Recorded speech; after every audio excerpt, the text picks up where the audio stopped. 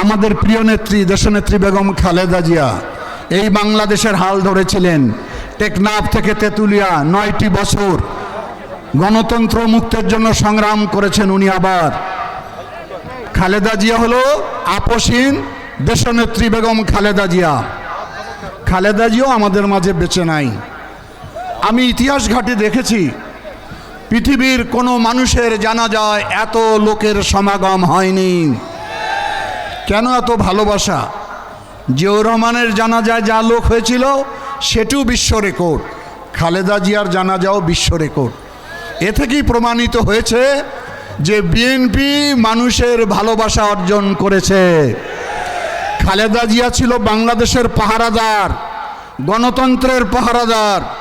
সেই জন্য সারা বাংলাদেশ ব্যাপী বাংলাদেশের বাইরের মানুষ খালেদা জিয়ার মৃত্যুতে শোক প্রকাশ করেছে। তাহলে দল হিসাবে বিএনপি সব সময় ফিনিক্স পাখির মতো বারবার জেগে ওঠে, মানুষের গণতন্ত্রের জন্য লড়াই করে। তাহলে ভোট পাওয়ার অধিকার তো বিএনপির, ভোট চাইতে হবে কেন আমাদের? আর যারা আমাদের বাইরে কথা বলেন, আমি 17 বছর একদিনও রাজপথে তাদের দেখা পাই নাই। তাহলে দল হিসাবে বিএনপি কেমন? এই কয়জন কইলে হইবে? বিএনপি হলো নাম্বার 1, একটা পাল্লা, চোরের হাড্ডি। কিরকম চোর জানেন?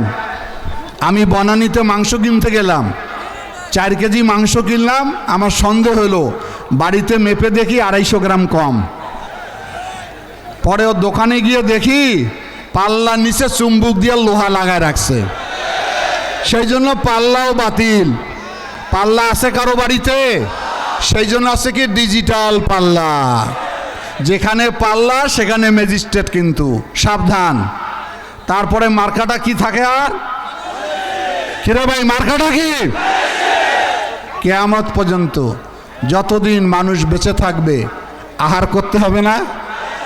কি দেশের প্রধানমন্ত্রী খায়? খায় না? ডিসি খায়, এসপি খায়, মোটা লোক খায়, চিকন লোক খায়, মহিলা খায়, পুরুষ খায়, বাচ্চা খায়, হিন্দু খায়, বৌদ্ধ খায়, খ্রিস্টান খায়, পাল্লা খায়, লাঙ্গল খায়, পাখা খায়। খায় না কে ভাই? বাত ব্যথা, প্যারালাইসিস কিংবা আর্থ্রাইটিস, আধুনিক ফিজিওথেরাপি ও পুনর্বাসন চিকিৎসায় নির্ভরযোগ্য নাম ডিপিআরসি। তাহলে সেই মার্কাটা কি? আর ধরবেন এমন ভাবে, মার্কাটা কি? মারাছিল রে ভাই, এত দরদ, পাল্লা দিয়ে মানুষকে মাপে ওরা। এখন সৌদি আরবে হজ করতে যাই আমরা, ওই মক্কায় কোনো মার্কা আছে? নির্বাচন হয়?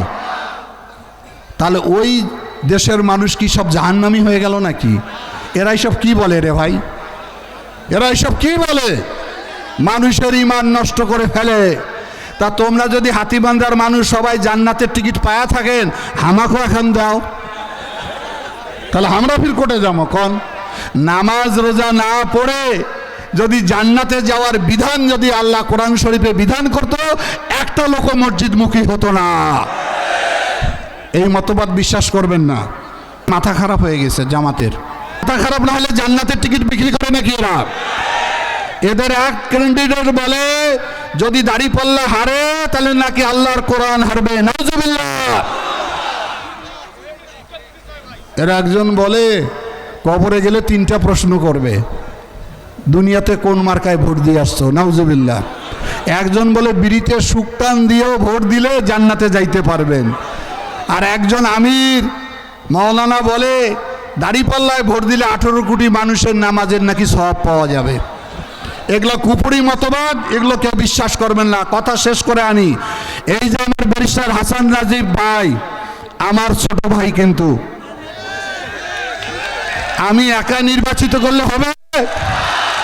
আমি ইঞ্জিন রয়েছি, ইঞ্জিন, খালি বগিটা লাগাই দেন আমাকে। আমরা 3 ভাই মিলে, রকনুদ্দিন বাবুল, আসাদুল হাবিব দুলু, ব্যারিস্টার হাসান রাজীব প্রধান, লালমনিরহাটকে আলোকিত করতে চাই। লালমনিরহাটকে আমরা সমৃদ্ধশালী করতে চাই। লালমনিরহাটে হিন্দু, মুসলমান, বৌদ্ধ, খ্রিস্টান শান্তির সঙ্গে বসবাস করতে চায়। যার যার ধর্ম সে পালন করবে, আমরা সবাইকে সহযোগিতা করব। আমরা কোনো বিদ্বেষ ছড়াবো না। ছড়াবো কি? হাসান রাজি প্রধানের কোনো পিছুটান আছে? সে সততা নিয়ে আপনাদের দায়িত্ব পালন করবে। আপনারা 12 তারিখ কেন্দ্রে যাবেন, আর হাসান রাজি প্রধান 5 বছর আপনাদেরকে পাহারা দিয়ে রাখবেন। কথা ফাইনাল।